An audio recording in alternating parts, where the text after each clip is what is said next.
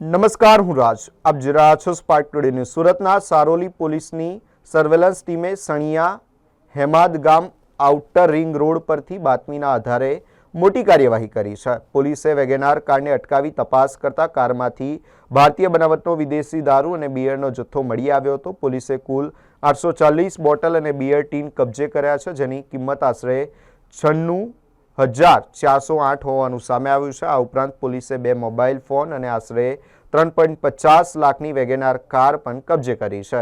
પોલીસે કુલ 4,66,408નો મુદ્દામાલ જપ્ત કરી આરોપી સૌરવ ઉર્ફે સૌરભ ધનજીત યાદવને ઝડપી પાડ્યો છે. સમગ્ર મામલે સારોલી પોલીસ મથકે પ્રોહિબિશન એક્ટ હેઠળ ગુનો નોંધી આરોપી વિરુદ્ધ કાયદેસરની કાર્યવાહી હાથ ધરવામાં આવી છે.